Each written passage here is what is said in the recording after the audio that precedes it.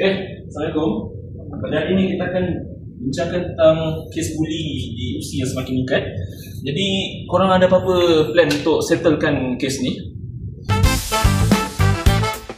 Aku cadangkan kita buat sesuatu kat college and Udin kena follow aku. Aku setuju kau punya pendapat. Aku rasa patut kita tak simpan dah pembuli-pembuli ni kat universiti. Patut kita buang je diorang semua. Okay, kalau macam tu, okay, kita buat siasatan bermula hari ni lah. Danish akan dibantu oleh Udin. Okay. Assalamualaikum. Kenapa ni?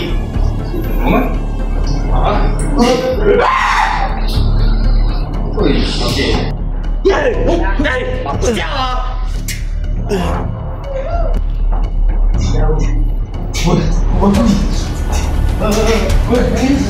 Jangan lah.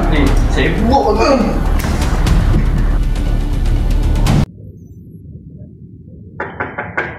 Okay, masuk.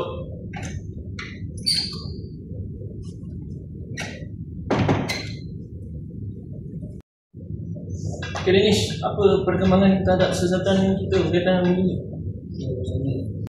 Aku mendapat laporan daripada seorang pelajar.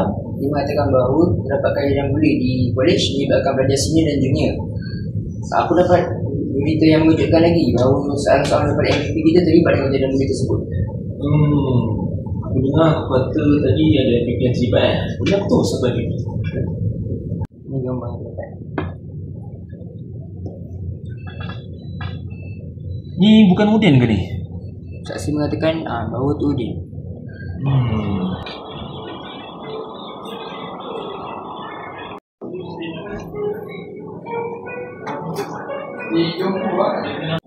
Weh, kau kenapa ni? Ni Zakwan, bangun Zakwan. Jadi, kau kenapa ni?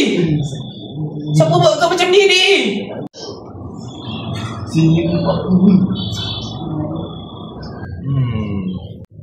Kalau macam tu kan, nanti aku akan pergi jumpa dengan Jefa. Aku akan bincangkan tentang kes ni dan seterusnya kita orang akan ambil tindakan yang sepatutnya. Okeylah, terima kasih Danish.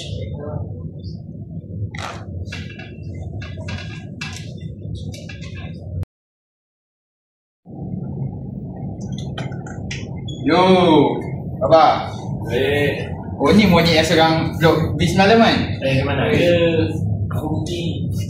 Ada gambar? Ada gambar? Ya ke? Ya. Kerja asyik ke? Kerja mana?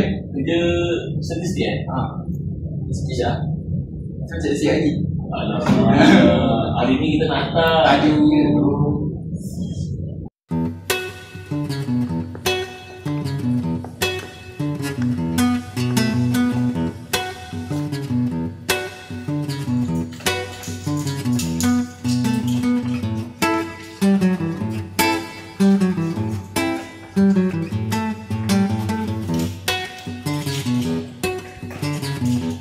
Jelas saya ada pengumuman yang sangat penting dan pengumuman itu adalah berita yang buruk lah.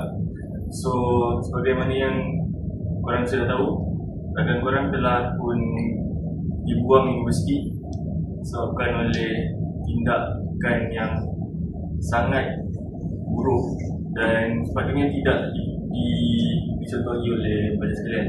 So saya harap dan saya nasihatkan bahawa kita tak perlulah ikut benda yang buruk.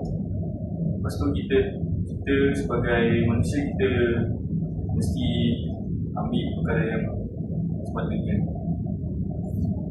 Kamu, Muhammad Nakiuddin bin Ahmad, kini jawatan kamu sebagai Ahli Majlis Perwakilan Pelajar dilucutkan atas sebab penyalahgunaan kuasa dan tanggungjawab.